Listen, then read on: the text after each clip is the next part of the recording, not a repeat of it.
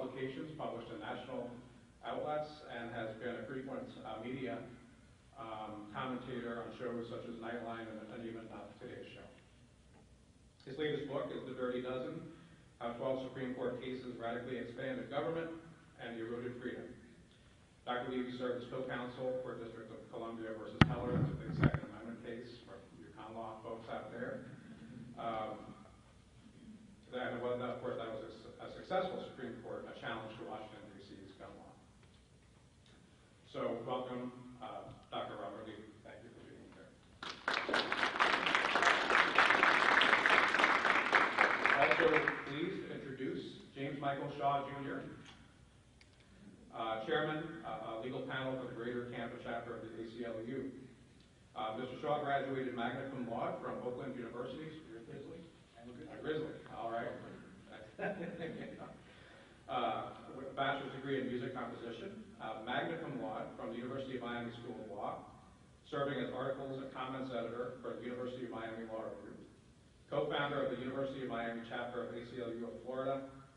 During law school, Mr. Shaw also served as an intern with ACLU of Florida's Miami headquarters and as an intern with the United States Department of Justice Appeals Division. Mr. Shaw is a partner in the Tampa law firm of Butler, Weinmuller, Katz, Craig. Okay, all right. I'm rolling here. LLP, where he practices insurance law and shares the firm's aviation practice group. Mr. Shaw is an adjunct professor at St. Petersburg College, co-author of Florida Insurance Litigation and Butler on Drones, a practical guide for insurers, as well as several scholarly articles concerning insurance law and constitutional law.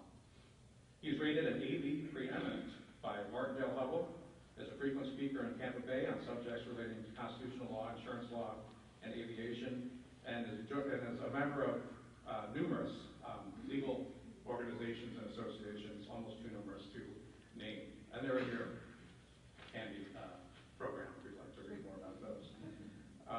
He also currently serves on the Board of Trustees of the Unitarian Universalist Church in Tampa. So welcome, Mr. Shaw.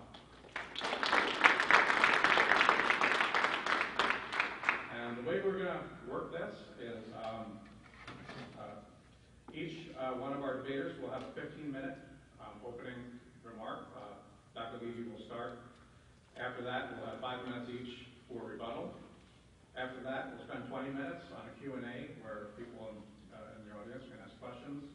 And then 5 minutes each to conclude, and that will bring us to the conclusion of tonight's debate. Okay, now you're ready for the big event. I will now sit down and welcome to the podium or seated, depending on what Mr. Bader wants to do. But again, Dr. Levy will start.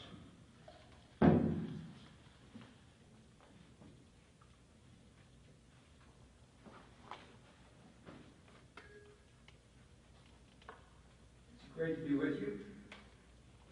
And I want to thank both the Federal Society and the ACLU for sponsoring the event. What we're going to discuss today is whether Colorado's public accommodations law is unconstitutional when it's applied to Jack Phillips, who's the owner of the Masterpiece Cake Shop. The law in Colorado states that businesses serving the public can't discriminate against gay customers. So the question is whether or not that means Phillips, the owner, had to bake a cake for the same-sex wedding of Charlie Craig and David Mullins. My answer to that question is no. First, I'm going to argue the somewhat radical notion that private businesses should be able to serve or not to serve same-sex couples, or for that matter, opposite-sex couples, for any reason whatsoever. But second, because the court doesn't always listen to me, I'm going to discuss how the justices will actually decide the case. And I predict the court is going to base its decision on a quite different rationale, and that is free speech. But still conclude that Mr. Phillips does not have to provide cakes for gay wedding receptions. I want to mention at the outset that I and others at the Cato Institute and Cato the Libertarian think tank, we have been vigorous supporters of marriage equality. And I served as co-chair with John Podesta of a group called the American Foundation for Equal Rights, which sponsored the Prop 8 litigation in California, laid the groundwork for the Supreme Court's Colbert decision, landmark decision that recognized the constitutional right to same-sex marriage. So I take a backseat to nobody when it comes to the issue of gay rights. And still, I'd like to begin with this proposition. Private businesses should have a constitutional right to boycott same-sex weddings. And if you think that the Constitution bars that kind of discrimination, I think you misunderstand the nature of the Constitution. It is not a code of conduct that citizens are supposed to obey. It has two purposes: to limit the power of government and to prevent government from violating our individual rights. So it's not the people or the citizens who are required to obey the Constitution. It's the government. And that's why libertarians believe in both the right to gay marriage and the right, not necessarily the morality, but the legal right to discriminate against gays. Government may not discriminate in granting marriage licenses, but private parties should have a right to associate with whomever they please. And accordingly, individuals and business owners should be able to serve gays only, straights only, both of them or neither of them, for good reasons, or bad reasons, or for no reasons whatsoever. The relevant rights involved are property rights and privacy and freedom of association. And the right to associate is paramount in this respect. It's much broader than exempting businesses solely because of the owner's religious beliefs or his claims that he's being compelled to speak under a message that he doesn't believe in. Private businesses should be able to select their customers guided by the marketplace, constrained by competition, and generally that process will lead to fair outcomes. Not all the time, but generally. I recognize that prior to the 1964 Civil Rights Act, free markets sometimes produced, especially in the South, segregated restaurants and hotels. But of course that's not the entire story. Private businesses that discriminated were aided and abetted by government collusion and by Jim Crow laws. The offending states used three strategies in particular. First, they controlled the police and they controlled the courts. Second, they denied critical services like water and electricity to firms that wouldn't toe the segregation line. And third, they ignored, and even worse, sometimes even supported, private violence. So, yes, federal public accommodations laws were justified to counteract that kind of government complicity in racial discrimination. Did the laws cure the problem? No, they didn't, which proves that markets aren't perfect, but neither is government. Imagine the parade of horrors that could arise if Colorado prevails in the Masterpiece Cake Shop litigation. Ask yourself whether gay bakers should be forced to provide cakes for the homophobes from the Westboro Baptist Church, whether Catholic adoption agencies should be required to place babies with gay couples, whether black florists should be forced to design flower arrangements for a Klan funeral, or Jewish caterers provide food for a Nazi picnic. Should an environmentalist photographer be forced to film an ad for fracking? Or should the ACLU be forced to represent a plaintiff that's advocating for prayer in school? Those are profound questions, and my answer to every one of them is no. James will tell us his answers. You have to remember that there's a distinction between law and morality. So it's perfectly consistent to argue, as I do, first, from a legal perspective, that discrimination should be permitted in any society that honors freedom of association. A member of one religious or ethnic group should not be required against his or her will to associate with members of other groups. On the other hand, from an ethical perspective, racial, ethnic, and religious discrimination can be reprehensible. I condemn people who practice such discrimination, even as I insist on their legal right to do so. So the main point is this: if the state, the government, fosters discriminatory acts, the Constitution bars those acts. But private discrimination that is not facilitated by government can be condemned to be a non-governmental means. For example, the refusal to patronize bigots, social ostracism, adverse publicity, boycotts. It may be morally wrong to discriminate, but in a totally free society, private parties should have a legal right right to do so. And we can condemn immoral conduct like lying or infidelity or even bigotry without empowering government to take remedial action. And don't forget that markets and competition offer built-in incentives against discrimination because generally businesses want more customers. They want the most capable employees. Competitive markets reward tolerance and penalize bigots. So, that's my story. I'm sticking to it. It is not the basis on which the Supreme Court will resolve the Masterpiece Cake Shop case. And that's because my view of what the law ought to be is not what the law is. In fact, Mr. Phillips isn't even asserting freedom of association. He's making two different constitutional arguments, one based on free exercise of religion and one based on free speech. And as I'm sure you know, to win his case, Mr. Phillips, the baker, only has to succeed on one of those arguments, either one. My sense is he has a particularly strong case on compelled speech, and actually, the Supreme Court, when it issues its opinion, expected in June, might not even address the religion claim. Because if the court decides that the speech Publications published in national outlets and has been a frequent media claim is a winner, that's the end of the case. And that's why I'm going to spend just a minute or two on the religion issue, and then I'll move on to the argument against compelled speech. So with respect to religious freedom, 30 years ago, there was a case in Oregon where 2 Native Americans were denied unemployment benefits after they were fired for smoking the drug peyote.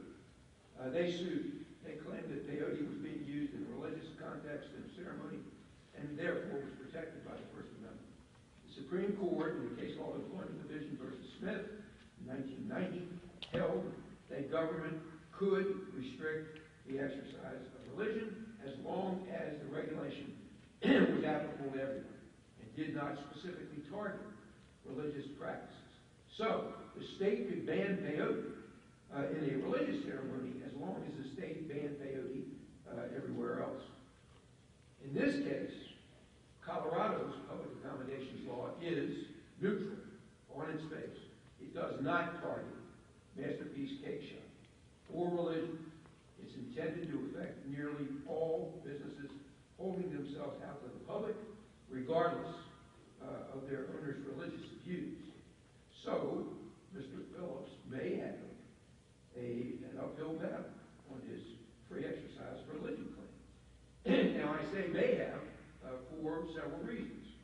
Colorado's public accommodations law may be neutral on its face, but it is not neutrally applied.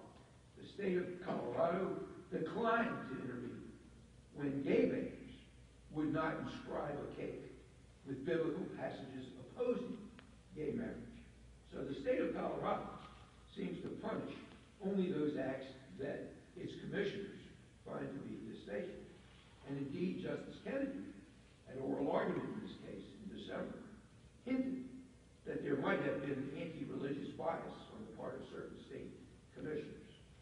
And in addition, there is also the sheer hypocrisy of Colorado's law. In 2012, when Craig and Mullins were married, it was illegal to hold a same-sex wedding in Colorado. This was before the Obergefell decision. And that's why Craig and Mullins had to go to Massachusetts to get married. Afterwards, they returned to Colorado, where they lived and where they wanted to hold a wedding reception. And it was there that Phillips declined to bake a cake for their Colorado reception. And the state, in response to Phillips' denial, threatened to close down his business. So it was okay for Colorado to discriminate in granting marriage licenses.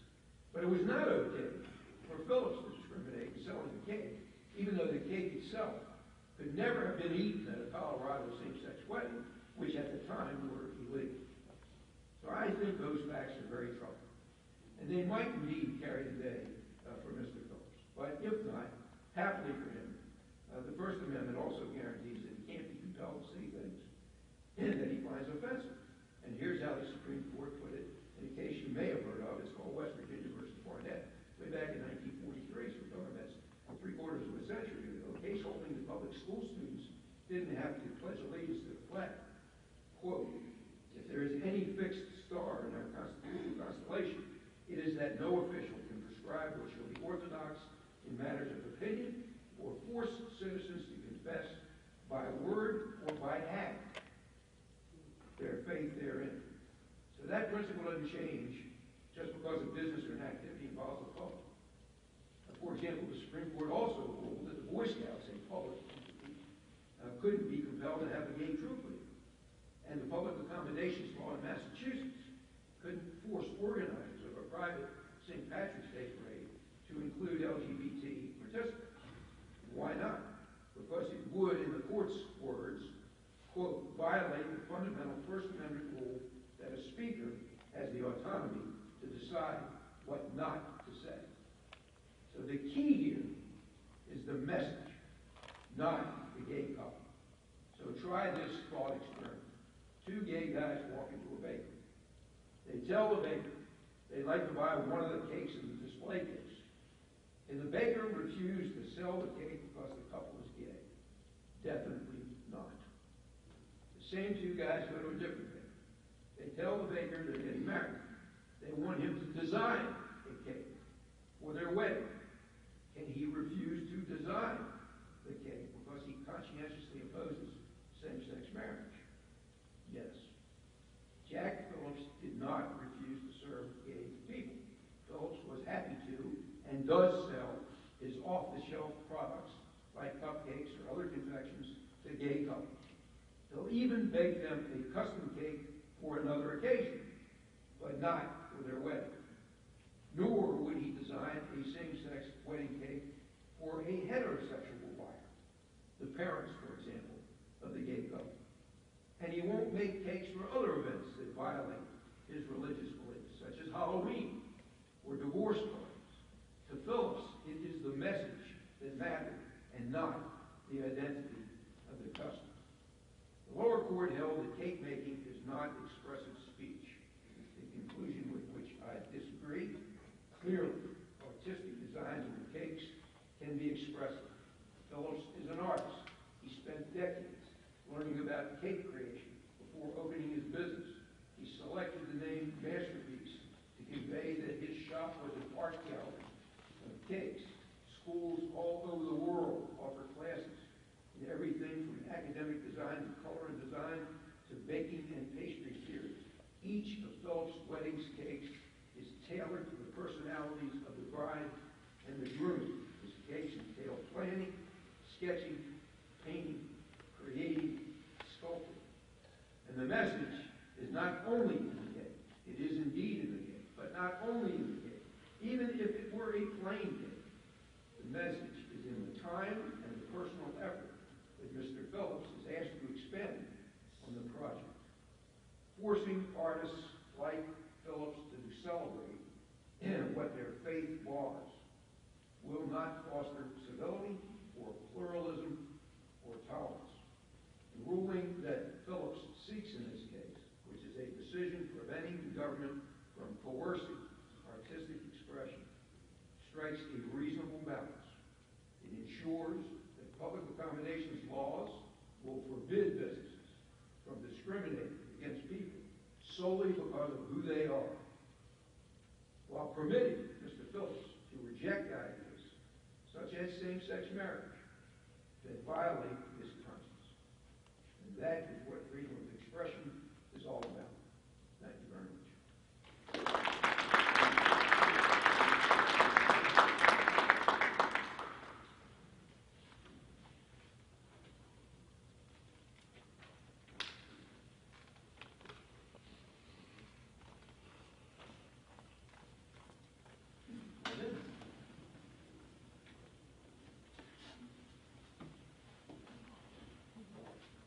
Hello.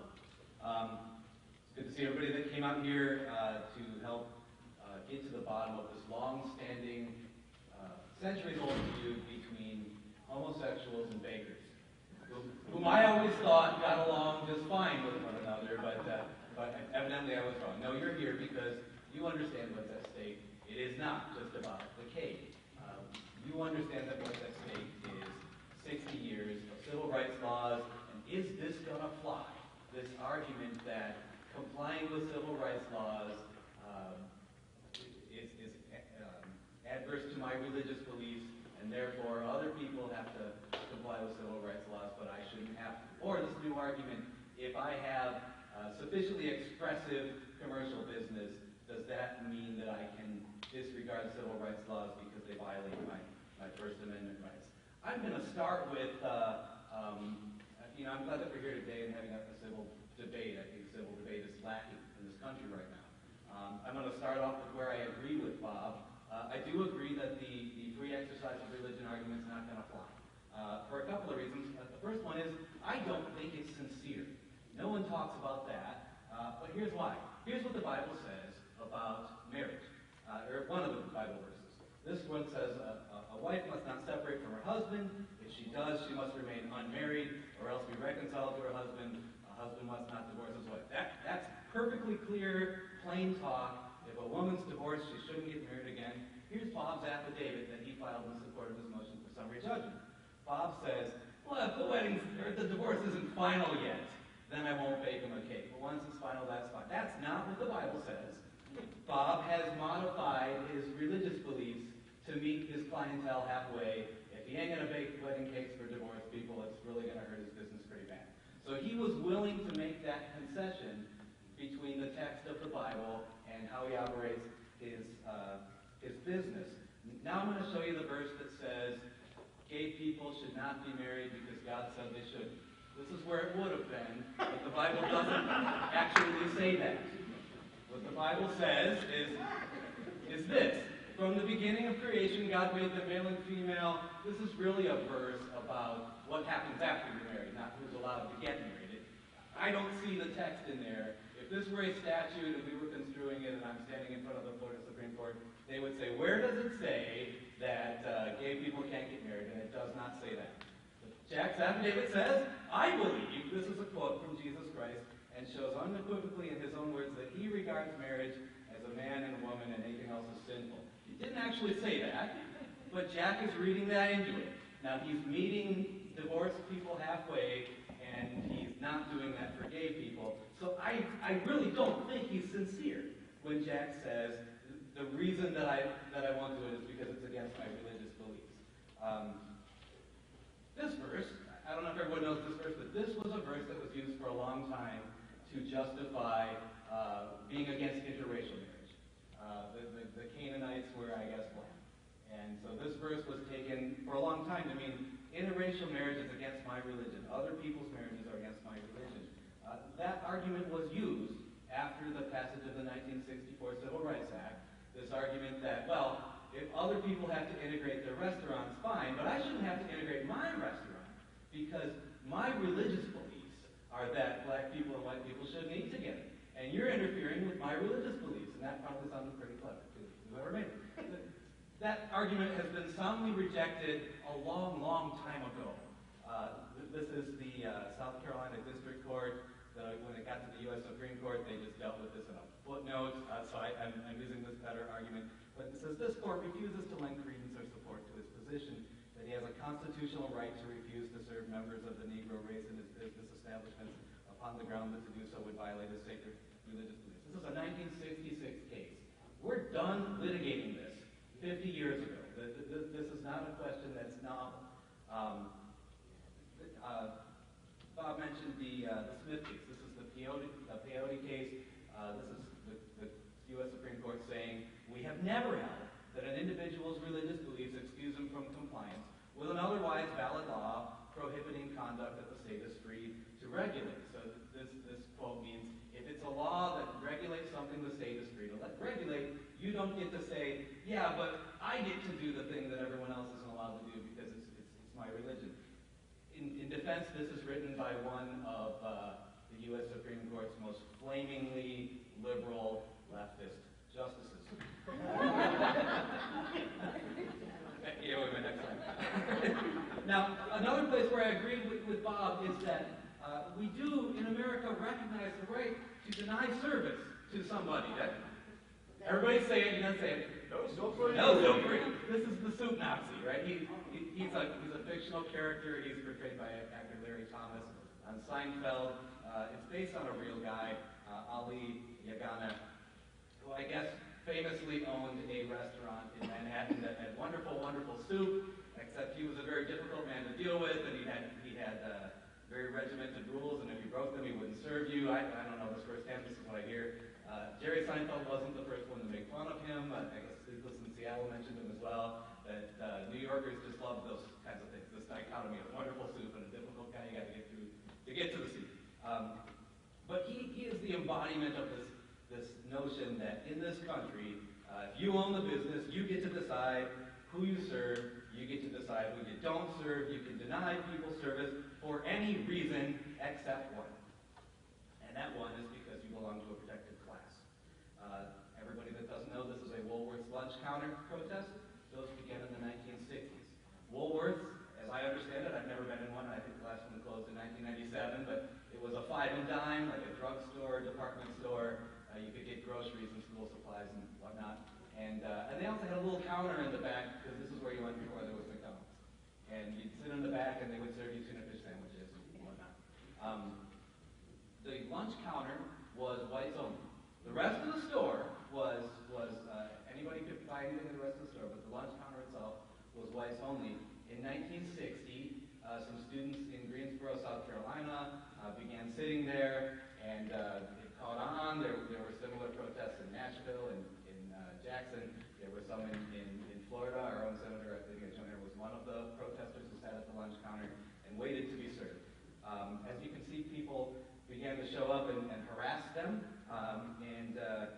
This brings me to my first point of disagreement with Bob, this notion that the free market will punish people who discriminate, and that it was really the government that was causing this at the time, that utilities would deny service to businesses that didn't discriminate. I don't believe it. I don't think that this guy right here is saying, hey, I'm really sorry to do this to you, but the government's making me, I don't want. No, this is the free market right here, reacting to this activist who was trying to be served at the lunch counter. I did bring some news footage of some of the people at the time and what they had to say about it. So this is an interview with somebody explaining what her problem is with integrating the Woolworth's lunch counter. I also think that it is in violation of my civil rights. If someone can say, you must serve me, if a man owns an eating establishment, if he can't choose whom he pleases to serve or not to serve, that can affect me and you and anyone else.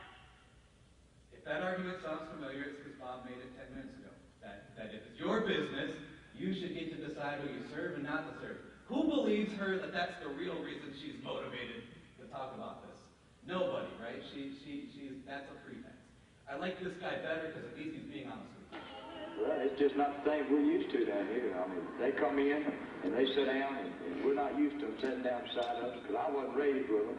I never have lived with them, and I'm not going to start now. At least he's not lying to you. We're not used to that, and you're trying to make us do something that we're not used to, and we don't like it. We don't like the government telling us to do things we don't want to do. That's where he's coming from. I respect that. I'd rather talk to him because I think I could talk to him and he'd be honest about where he's coming from. I disagree that the free markets punish businesses that discriminate. Here's the free market punishing Woolworths for being discriminatory. No, they're throwing food and whatnot on these protesters who are trying to integrate the lunch counter. Over here we have a beating that occurred in a Woolworths lunch counter. That was a time when the free market was very much in favor of continuing to keep these lunch counters segregated. Of course, that was then. Today, in our decade, there's absolutely no way that the public would reward a business for discriminating. Unless it's Chick-fil-A, right? Chick-fil-A, as you remember, Chick-fil-A's owner, Dan Cathy, he donated a lot of money to some anti-gay causes. One of which was declared a hate group by the Bentley Research Council. It was designated a hate group by the Southern Poverty Law Center. In reaction to that, the LGBT community lashed out at Mr. Cathy some statements that were perceived as being homophobic. And Governor Mike Huckabee declared August 1st, 2012, Chick-fil-A Day. Go show Chick-fil-A how much you appreciate them taking that discriminatory practice. And here we have actual member of Congress, people lining up out the street. This is the free market, not punishing Chick-fil-A for being bigoted. This one you might remember, this is the pizza shop in Indiana. Not that anyone ever asked them to cater a wedding, but they told some newspaper that if we were asked to cater a gay wedding with our pizza, that we would refuse to do it, and that was enough that they earned $850,000 in GoFundMe. I think they might have even been the reason that GoFundMe won't do bigot fundraisers anymore. The free market didn't do this for us. We needed a statute. This is the Civil Rights Act of 1964, and basically it works like this. You can still, no soup for you, you can still deny service to anyone you want, except if you race, color, religion, or national origin. These were the original protected classes. So you could hang up a sign that says, no lawyers, we don't serve lawyers. That's maybe not such a bad idea, but you couldn't put up, you couldn't say no Jews. And so you needed to have a protected class, and you needed to be a public accommodation, which was defined as a lengthy explanation for inns, hotels. They were mostly looking at hotels. What I have right here, anybody know what these are? This is the Green Book. These are replicas. You're welcome to look at them. The originals are worth a lot of money now. The NAACP published this book from the 1940s until the 1960s. And this book said it was a listing of restaurants and inns that would have you if you were African American. You better not travel without this because there were places where you would encounter violence. So this was a book that you would have to carry with you. This is what the free market gave us. This is what the Civil Rights Act of 1964 gave us, which is if you're a hotel, if you're a restaurant, if you're open to the public, then you can't discriminate against members of this protected class. I want you to notice that they have motion picture houses, theater, which I assume doesn't mean movie theater because they already said motion picture houses, and concert halls. There is expressive conduct in theaters and concert halls. We litigated this in Congress in 1964. Should a singer have to sing a song if they don't like who's in the audience? Should an actor have to act in a play if they don't like who's in the audience? And the 1964 Civil Rights Act said yes. This is the Colorado Anti-Discrimination Act. This is the Jack Phillips statute that we're dealing with. They've expanded the class of public accommodations to include all of this. They've also expanded the definition of protected classes that race, creed, color, sex, sexual orientation. So this is treating sexual orientation the same way it treats race. Under the Colorado Anti-Discrimination Act, if you're a public accommodation, then you cannot discriminate against one of these. There's no question that Masterpiece Cake Shop is a public accommodation. In fact, they conceded that in their summary judgment hearing and all the way to the Supreme Court. It is a retail shop. There's no question that the petitioners in front of the Supreme Court were gay and that they were discriminated against from sexual orientation. So this is a facial violation of the statute. Bob's argument is baking a cake is expressive conduct, and there should be an exception to public accommodations laws where expressive conduct is concerned because it's the First Amendment. So tell me which of these cakes is gay. I've been collecting pictures of cakes from my friends. I don't think that a cake says anything. Which of these cakes? Anybody know? Who thinks that one? Or Republicans? The two on the left are gay. One of them is actually Dave's cake. Thanks for letting me use the cake picture, Dave. This one here on the right, this is Trudy and Bob's cake. The one in the middle is also gay. Trudy wanted me to tell you that this is what it looked like in the advertisement, in the catalog. This is what it actually ended up looking like, but that's another lecture. How about here? Which one's gay? It's the Nightmare Before Christmas cake. The rest of them are straight. It's not actually possible for a cake to be gay. Except maybe this one, which is gayer than Freddie Mercury. But This is an actual cake from Tastry's Bakery. Tastry's Bakery is a California bakery that just won a trial court order that they have to serve a cake off of a shelf, but they don't have to specially make one because they said that it conflicts with their Christian beliefs. So they split the baby in the way that Dr. Levy's suggesting. My time's up. I don't get a warning. You guys want to hear the rest of it? Yeah! Come on, Adolfo. Gonna go by the rules. All right. Thank you very much.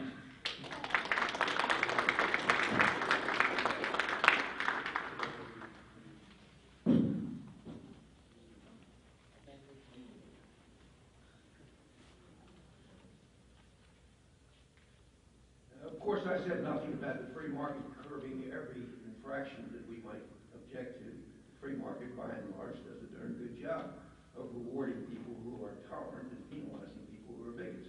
That does not mean that it does a perfect job.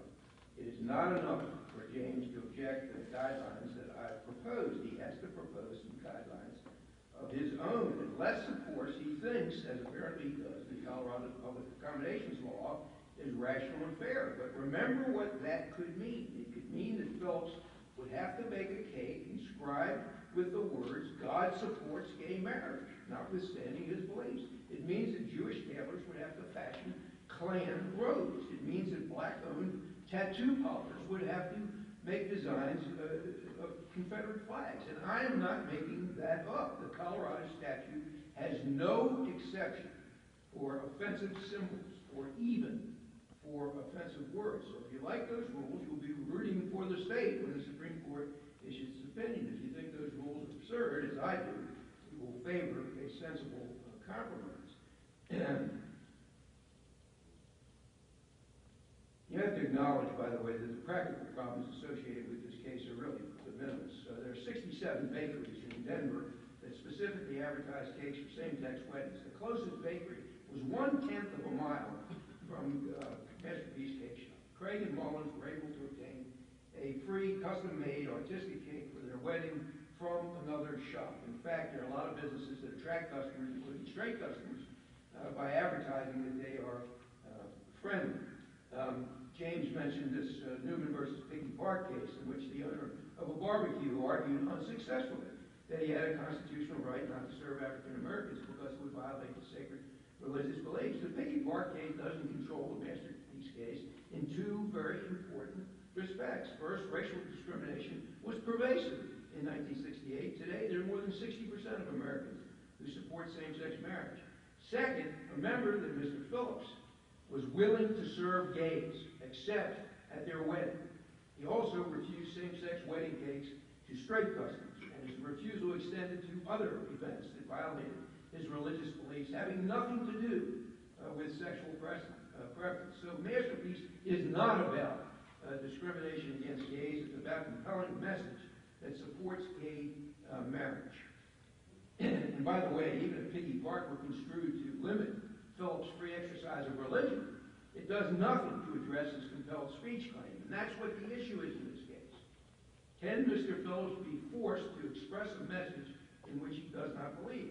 Now, you may have heard the argument that you can't get the courts to decide which cake is gay and which cake is not, which is expressive and which isn't. And that's what courts do all the time. There's been a series of line-drawing cases, and these are the things that have been decided to be expressive speech. Ask yourself whether cake making wouldn't fit on the list. Music, flag burning, nude dancing, that's expressive speech. Video games, these are all appellate or Supreme Court cases. Tattooing, custom painted clothes, stained glass windows, pictures, films, paintings, drawings and engravings, sexually explicit materials. Custom cake making easily makes that list. Suppose Craig and Mullins had insisted on to do a cake with the words "God loves gay marriage." Should Phillips, who believes exactly the opposite, should he be required to make that cake? The Colorado Supreme Public Accommodations Law says yes. Most reasonable people would say certainly not. Words are expressive, cannot be mandated by the state. If words are expressive, so are lots of designs that connote words swastikas, like Confederate flags, like a burning cross, even less obvious symbols. How about an elephant for a political rally, an American flag that some people think ought to be defaced, an oil rig that rankles environmentalists, and how about a Jewish star that has a different meaning for Israelis and Palestinians? Are those symbols sufficiently expressive to be protected under the First Amendment? I think reasonable people can disagree about that. But obviously, we can't have the legislatures and the courts making those decisions cake by cake. So I propose a much more sensible, reasonable, balanced, compromise solution. Let's apply public accommodations law only to standard off-the-shelf products, not made-to-order products that require unique time or effort by the seller. That wouldn't cover all of the tough cases, but it would cover Jack Phillips, who says he will make any pre-made product and sell it to anyone, including gays. It would give us a practical, bright line rule we can comfortably characterize the vast majority of cases as falling on one side of the line or the other, and then we will call upon the courts to judge the tough cases, the ones that create ambiguity at the margin. Instead, what we have is states passing these laws that are overreaching, that are unconstitutionally vague, that don't even accept words, that don't even accept symbols like swastikas. So let's hope that the Supreme Court rises to the occasion and affirms. First, Jack Phillips cannot refuse to serve gay couples. But second, he can refuse to sell a custom-designed cake that conveys a message about same-sex weddings that, rightly or wrongly, offends his religious beliefs. Thanks.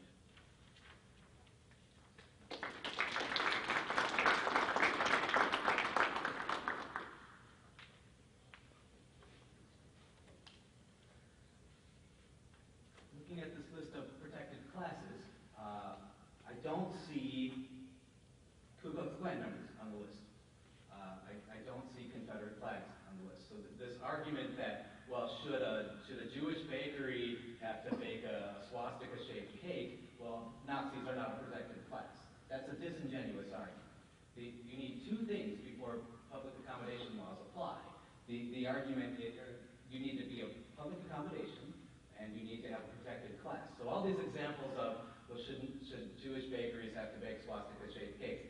That's a stupid question, because Nazis are not a protected class. Should a black tattoo artist have to make a Confederate flag? Well, does he sell Confederate flags? Is that on the wall that he makes Confederate flags? Probably not. And you don't have to make something that you don't make. I can't walk into McDonald's and say, bake me a wedding cake. They'll tell me we don't sell those. I can't tell McDonald's, make me a swastika-shaped burger. They would say that's not something that we make. So this parade of horribles, this argument of things that are going to happen, it's not based on the statute. It's not realistic. This is my wedding cake. My first wife was one of my marriages. My first wife was a big foodie, and she really wanted this famous chef we flew him in from Paris. I'm lying to you, this cake is from Publix. But you thought for a second that maybe it wasn't, and that's because the cake doesn't say anything. Can you tell which one of these three cakes is from Publix, and which of them were made by artisan bakers? It's the middle one. You guys want to see some cakes that Jack Phillips made? Yeah. The cake artist, the gallery of cakes? Yes. Oh, it's amazing, isn't it? And there's that one, which looks a lot like the one before it.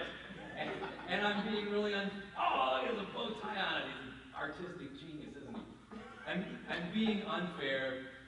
Jack does make some great artistic creation. I'm lying, these are also from Publix. These are actual Jack Phillips cakes. They're all right. But if you can't tell the difference between a Jack Phillips cake and a Publix cake, that's because there's no difference between them. Don't tell me the curlicues in the Publix cake are speech, but the Jack Phillips cake are speech, but the curlicues in the Publix cake are corporate deadness. There's no reality to it, and the courts can't look at these and say, well, that one's art, and that one's not, that one's speech, and that one's not. You can't tell. By the way, these are the Jack Phillips cakes, these are the Publix cakes. This is what Jack himself said happened. They never discussed what the cake would say, what it would look like, what symbols would be on it. He said that they came in, they asked for a cake, He told them, I don't do cakes for same-sex weddings, but I'll sell you cupcakes for birthdays, which is a stupid thing to say because he didn't have any reason to think it was either their birthdays or a shower. I think he was told to say that to make this argument that Woolworths used to make. You can eat other things in the store, just not the lunch counter. This argument that Bob made, well, they're a tenth of a mile away. There were other places that would serve these guys, so they shouldn't get to serve there. That's a ridiculous argument. This is, by the way, from, we didn't say anything about flipping them off in court. This is from his website where he's asking for donations. Jack has raised about $90,000 by my math. I feel bad for him that he actually denied service to somebody and went all this way to the Supreme Court, only got $90,000 when that pizza shop got $850 for not even doing that. But, you know, that's another issue. Anyway, you know, here's the statute. It is facially applicable. It does not target speech. It simply says if you're a public accommodation, which Jack Phillips was, you can't deny service to somebody because they're a member of a protected class. We do know the answer to whether or not a law is invalid because it impairs the freedom of speech. O'Brien is the draft card burning case. No question about it that burning a draft card is speech.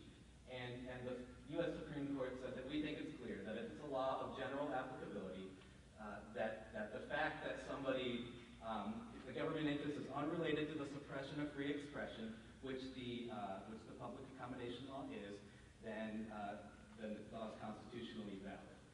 No one forced Mr. Phillips to bake a cake. No one held a knife to his throat and said, bake the cake. Mr. Phillips owns a public accommodation. He doesn't have to. He owns a retail shop. He doesn't have to. He could operate as something other than a retail shop. He could fall within the definition, if he wanted to, of a church, synagogue, mosque, or other place that's principally used for religion. He could open the church of cake, and that would be okay. But he made the decision to open a retail shop that's open to the general public, and that privilege comes with the obligation to not discriminate against people just because they're members of a protected class.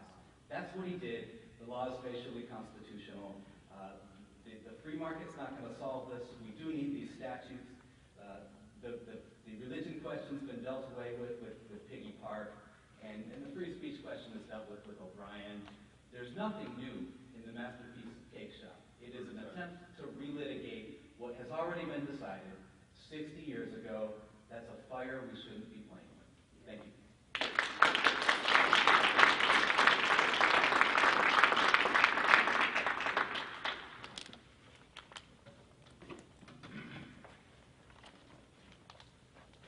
Okay, got a microphone floating around.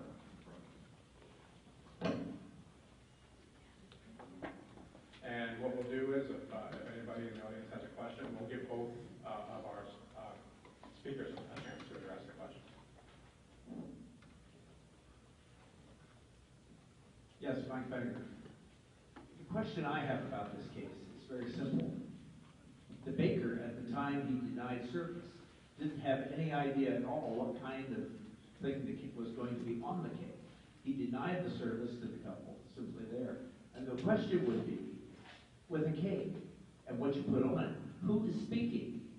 It would seem to me that the couple who wanted the cake was conveying their message.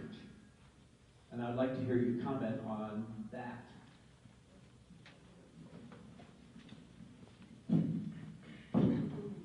Well, you raised a couple of issues. One is that he didn't discuss the design, and so how can it be expressive? Whether Phillips discussed the design is really irrelevant to the case. All custom cakes are expressive to the extent that they involve any creativity and any unique time and effort devoted by the supplier of the cake to the effort in making the cake. So a reasonable observer seeing Phillips labor over a cake, no matter how much design is on the cake, might well conclude that he has no objection to the use that the cake is to be put in. By contrast, off-the-shelf products do not convey a message, and even if they did, they couldn't typically be protected by the First Amendment because they're voluntarily created without any government compulsion. I want to mention to you, you talked about whether it matters, whether they discuss the design. The California Superior Court on February 5th, 2018, that's just a month ago, quote, cake is an artistic expression used traditionally as a centerpiece of the celebration of a marriage. In that case, the couple didn't want any words or messages on the cake. They just wanted the cake. That didn't matter to the judge. This is what he said. The baker can't refuse to sell the cake in the display case. But, quote, the cake in question is not yet baked. The state asked the court to compel the baker to use her talents to design and create the cake she has not yet conceived, with the knowledge that her work will be displayed in celebration of a marital union that her religion forbids. So it's the devotion of time and effort, even for a plain cake, that amounts to expressive speech. The other point you raised was that this was not the speech by the baker; it was rather the speech by the gay couple. This is irrelevant. The New Hampshire case involving live free or die on the license plates, the Supreme Court concluded it does not matter that it is the state that's requiring the message, or that the state is even supplying the message. The owner of the car can refuse to carry the state's message if the owner of the car does not believe in that message. So the court has already spoken on the issue of whether or not the speech is in fact the baker's or the gay couple. That's not a public accommodation. What's that? Well, and the other issue, what is a public accommodation and what is a protected class? These things change all the time. There's no argument whatsoever to say that Nazism is not a protected class. Listen, being gay is not a protected class in the federal accommodations law. It's not a protected class in lots and lots of states. It was added as a protected class by the state of Colorado. The state of Colorado has also added lots of things that were not originally part of protected classes. They've added age, disability, gender preference even. So it is quite possible that any state in the union can add whatever they wish as a protected class. The question is, if they were to do so, would that violate the First Amendment free speech law? The answer is yes. To say that it's not a protected class now means nothing when we can see that protected classes are expanding willy-nilly. Every time we blink our eye, there's another protected class. When this is Hello? yeah.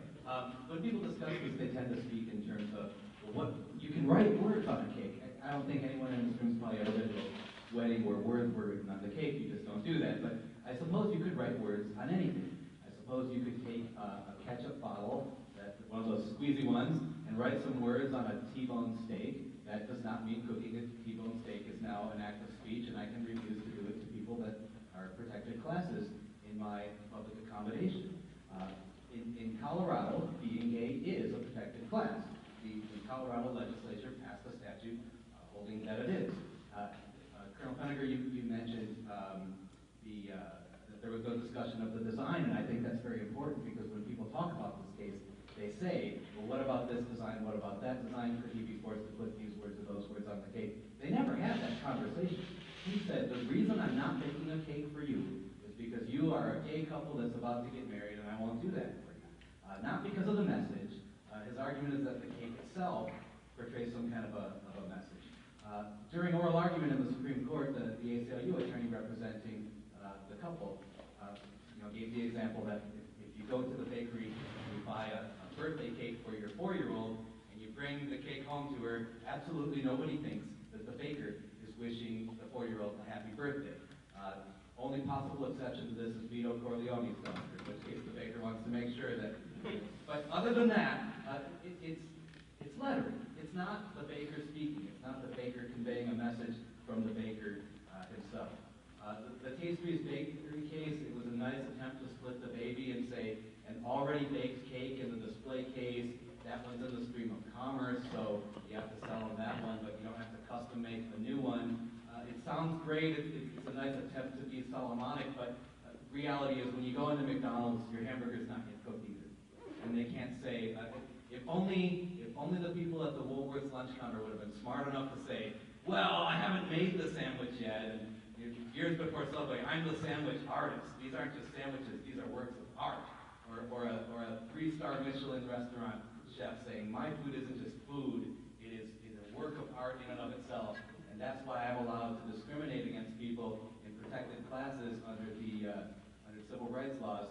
It's not a distinction that can hold up. when you, very few retailers, there are retailers that sell things that by their nature are made while you wait, and a cake is something that needs to be made while you order it. But he is not custom designing a work of art. We saw two different cakes that had the number one. An artisan designs something and then mechanically produces copies of it. A masterful chef will invent a dish and then make copies of that dish for somebody who comes. Each one might be a work of art to the chef might think it's something special, but that doesn't mean that it's expressive speech that he's allowed to withhold from members of protected classes. That's a creative argument that I don't think is going to fly in front of the Supreme Court. Any questions? You know, it strikes me that probably the biggest issue here is the practical issue, which I mentioned earlier today at the event we had over in Tampa with Federalist Society. But I just have a really hard time with the idea, and it seems to me to be very clear that this is about control of the thought. And so there are certain thoughts that you are allowed to have and certain thoughts that you're not allowed to have. And my fear is, how do you actually apply that? You know, can you actually make this guy accept same-sex couples, or no matter what you do, is he never going to change who he is inside? And should we even be trying to change him? And I think that's really an important question. But for example, say he had baked a cake, but just not baked a cake that was up to his usual standards. Would that be a violation of this law? I noticed, James, that you looked at his sincerity as an issue. And I don't want to agree or disagree with your judgment on that, but I want to point out the fact that just that very judgment is what makes this entire scheme impossible to enforce, because now you're going to say, oh, I think this person is sincere or not sincere based on these factors or not. Maybe the person is just horribly inconsistent and the person's an idiot but fully sincere. And I think if we're going to try to get inside of people's heads and control what they think, I think that's a very dangerous place as a society that we seem to want to go. I don't think this is the same as the racial discrimination because of the variety of opportunities. And I have seen what Bob's seen, that it is a marketing tool to say that we are accepting of same-sex couples and things, and that's how a lot of businesses distinguish themselves and gain clients. So it's not like the Woolworth situation where there aren't any lunch counters, or all of the lunch counters in the South fit to a 20-page booklet or something like that. There are a lot of other opportunities. So I really would encourage folks on both sides of this debate to think about it from the idea of, is what you're trying to do is control what a person thinks. And if that's what you're trying to do, then look at those societies where that has occurred, because it never works. You might control their outward expression to a degree, but then you have things like these suppressed societies, and that creates all kinds of additional problems. So to me, practically, this is a somewhat unworkable system that's being discussed. There were other places that they could get cakes. I mean, heck, if I went to a baker and they said, I don't want to bake a cake for you, hey, say no more. I'll go somewhere else. I don't want you to bake a cake for me if you don't want to bake a cake. So that's what I don't get, is why is it that you would push that issue? And so I just throw that out. I know it's not a very good question, but I kind of throw it out for discussion. That's the thought control part of it. Well, you said four things. One of them, the first thing you said, I think it's a straw man that we're trying to regulate thought. The legislature specifically cut out an exception for religious people who sincerely, this means, and that's there in an anti-discrimination law. It says, if you are religious and you really, really feel that your religion requires you to discriminate people, you can do it in these certain contexts. So there was not contempt for his religious belief. There was accommodation for it, that the legislature understood that there were. So he can feel however he wants to feel about gay people. He can even express himself how he can even hang up a sign that says, I think marriage between two men or two women is wrong, but I won't deny them service at my business establishment, and he's allowed to do that. So no one's trying to regulate what he's thinking. You can't. You have an absolute right to believe whatever you want to believe, but the law is allowed to prescribe your conduct. So this is an interesting issue because it pits the rights of these patrons to be treated the same as everybody else, versus his right to hold these sincere beliefs and use them to commit what I think are dignitary torts against somebody else. And the courts have to draw the line, and the legislatures have to draw the line, and they did it. They spent 10 years drafting the statute that says, okay, you can discriminate, but not against these people. You can think whatever you want to think about these people, but you can't deny them service at a retail establishment. You mentioned, well, what if he bakes a cake, but he bakes a really crappy one? The same question is, well, what if Woolworth's cook bakes a really crappy sandwich and serves those? That's called a jury question, whether or not service was denied to that person. I think it would be a tough case. You'd have to litigate it, but it's there. You also mentioned, like, how can you make somebody sing a song or bake a cake? If anyone, go home tonight and Google the Van Morrison Contract Obligation album. He was required to make this album, and he made a horrible, bad album that was never published, but it's fallen into devious hands on the internet. You can still hear it. It's what happens when you try to make somebody do something that they don't want to do. That's not really a civil rights issue. That is a remedies issue in a torts class. There were, in the early part of the 20th century, late part of the 19th century, a lot of opera singer cases where opera singers would sign a contract to sing so many performances and then decide that they'd rather not. And the courts in New York had to struggle with, can we force an opera singer to sing a song? They settled on, no, we can't. However, under certain circumstances, we can say, you're not allowed to perform anywhere else until you fulfill your contract. We can enjoin you from doing that, but we can't make you sing a song. So you can't make somebody bake a cake. You can fine him. He can be civilly liable. You can take away his license. There's all kinds of things you can do as remedies for that. But you can't make him bake a cake. And then your fourth point was about marketing, whether or not it's good for business or bad for business. I think it was good for Chick-fil-A's business. I think they made a lot of money. I think it was good for, definitely was good for the Indiana pizza place.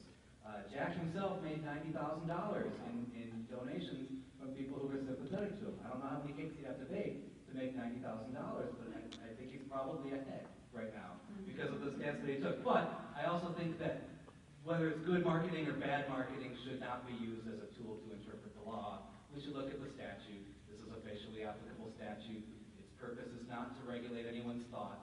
It's to protect patrons at retail establishments from being denied service because they're members of a class, irrespective of what the business owner thinks.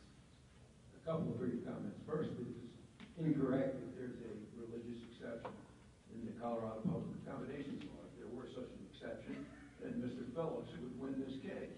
The exception is for religious institutions, not for people who are religious. So if you're a church, yes, you have an exception under the Colorado Public Accommodations Law. And by the way, if the legislature is so clever to carve out exceptions for religious institutions, then why not an exception for religious beliefs? There is no exception for religious beliefs.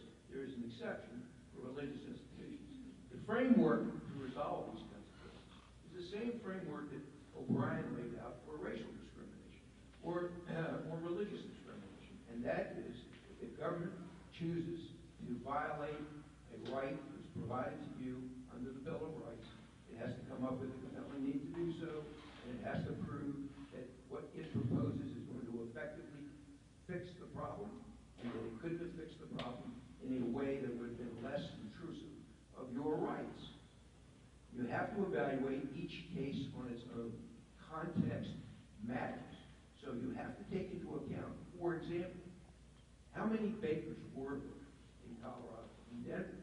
How many activities that those bakers proposed to do were affected by this law? How many people were offended by the law? What are their choices? How broad was the remedy that Colorado fashioned? In Oregon, by the way, they fined a lady $135,000 for refusing to bake a cake. They put her out of business. She lost her business. She spent a lifetime building up. Mr. Phillips has lost most of his business, 40% of it. So all of these things are contextual. All of them have to be taken into consideration. That's how the court is going to have to make its decision. These are competing values. On the one hand, we do not like discrimination. I don't think anybody in this room likes discrimination. On the other hand, we do like free speech. So we have these two competing values, and the framework is we can offend free speech if there's a compelling reason to do so, and we have narrowly tailored regulations that don't impede the use of speech any more than is necessary. That is not the case in Colorado. Colorado could have made a much narrower law that would have covered these situations. It could have applied only to off-the-shelf products instead of custom-designed products. It could have only applied where the vendor did not have to devote unique time and effort to providing the product. But Colorado didn't choose to do that. It gave no exceptions whatsoever except religious institutions. All right, we're going to give a chance to some of the Cooley students here before we take anyone else, and he got my attention earlier, so I'll present it over to you. Thank you.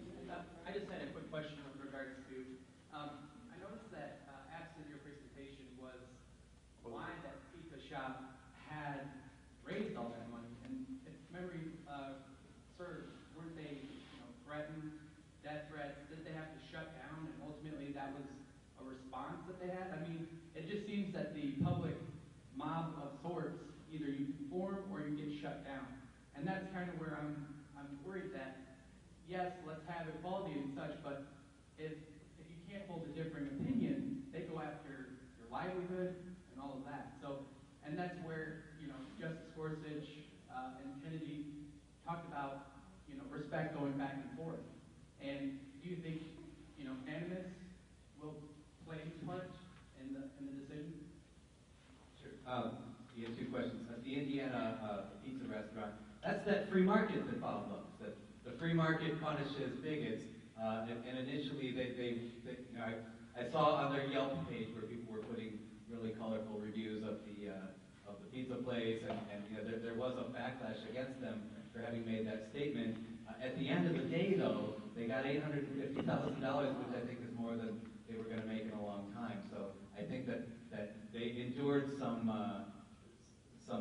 criticism, some very colorful criticism, but at the end of the day, they ended up better off, at least financially speaking. The second question that you had is about anti-religious animus. And again, I don't see it. I know what you're referring to. Justice Kennedy asked the question, and he seemed like he was buying it. I listened to the clip. On Jack's donation page, he has an audio clip of that statement. It is like 4 words kind of out of context. The actual statement was something to the effect of using your religious belief as a justification to discriminate is reprehensible, something like that. And so it's been twisted into it. He said that religion was reprehensible and that there's this animus. That's not there. It does remind me, though, of the O'Brien case, where in O'Brien, one of the questions that they looked at was the draft card burning case, was whether or not the statute was passed with a specific purpose to stop hippies from burning their draft cards, or if there were other reasons to require that draft cards be kept intact. And the Supreme Court said, well, Strom Thurmond gave 1-4 speech, 3 representatives, then it passed by 393 votes. I have no idea whether all those other votes were for the same reasons as were said on the House floor. It's impossible to pry behind legislation and find this animus that's in there, and then say this statute's invalid because of the animus, but if you pass it again for better reasons, then it will be valid. That's just not something the court can do. But they brought up the city council members who had, I guess, said something disrespectful, and they asked the representative for the state whether or not they would kind of disavow what the city council member said. So I kind of picked up on that as, is that a potential for kind of the legislature showing their hand as far as being adverse to? No, it was the Civil Rights Commission. It was one of the members of the Civil Rights Commission. I don't know if he spoke for the other commissioners, but look, the legislature actually carved out, we want to make some accommodation for religious people. Bob asked, well, why not religious belief as opposed to just religious establishments? Well, because they knew about Newman versus Piggy Park, and that people would say, my religion requires me to discriminate, and my retail establishment's actually a religious undertaking. There's also the question of whose religion. Jack Phillips owned his own business and he worked there, so he's the employee, the shareholders, and the director. But if we're looking at a bigger restaurant, is it the shareholders? Is it the management? Is it the board of directors? Is it the employees? employees, you know, whose religious beliefs matter. I don't think that the Supreme Court is going to overrule Piggy Park and say, on second thought, if you really, really mean it and with religious fervor, you're allowed to discriminate against members of protected classes. I don't think that they're going to go there, and it wouldn't be workable for them to craft a test that worked. Dr. Levy, do you have anything to add to that one? No. I don't need that. I have a couple questions and a couple points that I would like to run by you two. Earlier, a statement was made that that the cake that was already in the channel of commerce is not channel, but already in commerce was not the same level of expression as a cake was when asked to be made. And a statement was made that there's a different labor between a cake made for commerce and a cake that was specialty. My question is, how do you quantify the labor? Because the cake that was made for commerce could have been the same exact amount of time that the cake made for the expression. So using the labor argument where he spent his time, he sat there, he worked hard and labored over the cake, and people see that, and they're going to say, oh, this is his speech. But the cake that you buy from the shelf that was already labored over and taken time, isn't that the same speech?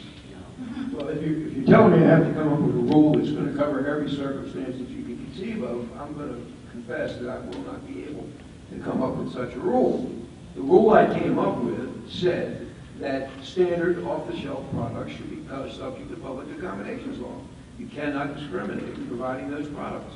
But custom-designed products, defined as anything that either has expressive artistry associated with it, or that requires unique time and effort. Now, the word unique is critical. That means time and effort over and above what is required to make a standard cake. So if somebody is simply taking one cake off the assembly line, that's not unique time and effort. But if the baker is being asked to devote unique time and effort to the process, to the making, to the selling of the cake, that should entitle him to refrain from expressing the message with which he does not agree. Are there going to be some murkiness applying that rule? Of course there is. Courts are involved in this sort of stuff all the time. But we do need a rule that distinguishes some cases versus other cases. Otherwise, we are left with the Colorado Public Accommodations Law, which right now has no rule that says that the baker can't be compelled to say, I love gay marriage, even though, in fact, he hates gay marriage. He condemns gay marriage. But wasn't on the cake, there was not, the cake was just going to be a wedding cake. There was not going to be, I love gay marriage on it. Well, we don't know what there was going to be because they didn't discuss it. What we do know is that the rule would cover those instances where unique time and effort would be required. And it would not cover those instances where unique time and effort would not be required. If there is a different rule, I am wide open to hearing it. My point is there must be a limiting principle. The Colorado law goes too far. It violates free speech, and we have to find a way of reining in that law. That's all. We're on time for questions. Now we have to go to closing remarks. I mean, some people have 4 questions. We're going to have more debates. I'll happily hang out afterwards and answer everybody's questions. Closing remarks. We've already litigated this 6 years ago. The question of whether or not my status as a business owner entitles me to decide who I want to serve and who I don't in a public accommodation, that was answered by the 1964 Civil Rights Act. It was fought hard in Congress. Strom Thurmond famously tried to filibuster it. But we fought that, and we hammered out the 1964 Civil Rights Act. It's been the law for 60 years, and I think I'm in a room full of mostly people who have never been told in their entire life, we don't serve your kind here. Because in 1964, it didn't instantaneously happen. There were riots, people were killed. It it was a hard-fought battle, and is eating at a lunch counter or bowling at a bowling alley something worth dying for? No, but the dignity of not being told people like you aren't allowed in here, that was worth fighting and dying for the people. So we have litigated that question. We've litigated the question of whether or not your religious beliefs entitle you to disobey civil rights laws, or for that matter, any other laws, just because you've decided to adopt a religion that says complying with that law is against it. You are expected, as a cost of living in a civilized society, to comply with laws, even if your religion doesn't require you to do that, as long as it's a law that's neutral, it's not targeted at your religious activity, and it's a general application. We've litigated that. We've litigated the question of whether the right of free speech entitles you to deny service to somebody as a member of a protected class in your public accommodation. There is nothing new in the Masterpiece Cake Shop. These arguments that are being floated around that sound great to people who think pro wrestling is real. Well, what about if a Jewish baker had to bake a cake for Nazis? Oh yeah, that's a good point. That's not a good point. Nazis are not a protected class. We're relitigating something that we fixed a long time ago. I showed you pictures of what it looked like before we fixed that. And I'm not just talking about law, I'm talking about a lot of things. I can't believe that in 2018, we're still talking about whether or not somebody should be served at the Woolworth's lunch counter. I can't believe that we're still talking about whether vaccines are a good idea. There's a lot of things that we fixed a long time ago, and it's fire that we're playing with right now when we say, even though we fixed this, even though we fought this war, even though the war has been won and lost on both sides, we've arrived at a solution, we've all agreed on it, and let's maybe roll it back to the way things were 60 years ago before we fixed it. It's a dangerous fire to be playing with. It's one we shouldn't be playing with. And my prediction is that the Supreme Court is going to hold that baking a cake is not expressive conduct, that Piggy Park has already resolved the religion issue, and they're going to affirm the decision of the Colorado Court of Appeals with a very anticlimactic and short opinion. Of course, we have not relitigated this. If we had, the case wouldn't be before the Supreme Court. There's no binding precedent that covers the Supreme Court. The Supreme Court can reverse any prior precedent if it wants to. And further, there's no binding precedent regarding compelled speech in any of it. And we did litigate, of course, whether or not religious preference entitles you to behave differently than the statute requires. We did that in the Hobby Lobby case. And the Supreme Court said, yes, it does allow you to act in a different manner than the statute requires. And you will not have to comply with the Affordable Care Act if you have a sincere religious belief. So many of these things have been litigated, and they've gone the other way. We are not relitigating the Civil Rights Acts either. I concur. Mr. Phillips cannot refuse to serve gay couples. He didn't refuse to serve gay couples. He refused to serve one particular act that a gay couple proposed to engage in, and that was a same-sex wedding, an act that he finds repugnant to his own religious beliefs. So we're no longer in this world of Jim Crow, where state-supported segregation exists. Our Constitution bars discrimination based on race, color, religion, gender, and after the Obergefell decision, it allows a right to same-sex marriage. And private businesses that are public accommodations, they can't discriminate either. Some states, by the way, not the federal government, have added gender preference to their list of protected classes. This list is evolving all the time. Since the 64 Civil Rights Act, there's been a significant expansion in both those businesses that are considered to be public accommodations and those classes that are considered to be protected. And there is a downside to that kind of expansion, because what it means is that people like Mr. Phillips may have to give up their right of free expression in order to serve the public. And that is a very large cost for Mr. Phillips to have to bear. It means less competition, it means lower wages, it means higher prices, it means fewer consumer choices, and Mr. Phillips' cake shop is a perfect example. He no longer makes wedding cakes. That's 40% of his business. His principal pleasure, he's not making wedding rings.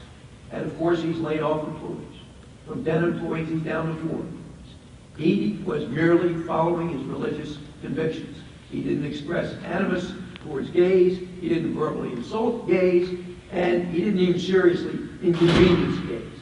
Craig and Mullins, they did obtain a comparable cake. They decided to litigate. That was their right. They plainly suffered what James has called dignitary harm. They were refused service, the same service extended by Mr. Phillips to virtually everybody else, merely because, as Justice Kennedy wrote in the Obergefell case, they aspired to the transcendent purposes of marriage. So Phillips may have a sincere religious belief, but there can be no doubt that what he did was offensive to Mr. Craig and Mr. Mullins. It's offensive to me. It's offensive probably to most, if not all of you. How do we resolve that dilemma? Because there's this trade-off between free speech on the one hand and anti-discrimination rights on the other. Justice Kennedy established the right to gay marriage in the Obergefell case, but this is what he wrote, quote, many who deem same-sex marriage to be wrong reach that conclusion based on decent and honorable religious or philosophical premises, and neither they nor their beliefs are disparaged by the court. So James may disparage those beliefs. He may think they're not sincere. But the U.S. Supreme Court thinks that there are occasions when those beliefs are sincere, and we have to be tolerant of opposing beliefs. Now, this dignitary harm was litigated by the court many years ago, a case involving Jerry Falwell, who was caricatured by Hustler magazine because he was an incestuous drunkard, they said. And the Supreme Court ruled that he could not recover damages for this dignitary harm. And here's what the court wrote. Some dignitary harms must be tolerated in order to provide adequate breathing space to the freedoms protected by the First Amendment. So today's Supreme Court is going to examine that same trade-off, and the court should reach that same conclusion. Thanks very much.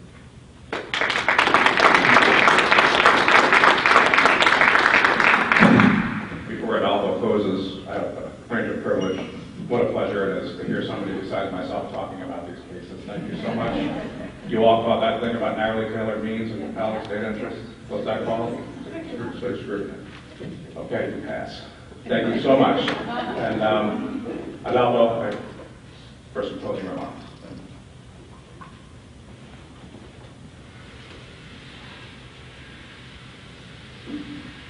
Well, I'd like to thank everyone for coming today. My name is Adolfo Valero. I'm the president of the Federalist Society chapter here at Cooley. And we're excited to bring this program and expand it on regular debate so we can talk about these issues. These are important issues. We can discuss them civilly, have the time to go over these many things because our society is having a lot of trouble right now. And I really appreciate everyone coming here. I appreciate our speakers and our moderator for the great job they did, and all of you in attendance. And I look forward to seeing you guys in the future. You have a great evening. Many of you might not know, but my name is Amanda, and I'm the new ACLU Club president on campus, and I would like to thank Adolfo for including us in this event and our guest speakers, but I would also like to thank Saga. They also co-sponsored, and New Court Board. They're also students, part of the school. So I would like to thank everyone that did come out and members of our actual community that did come out to support those students.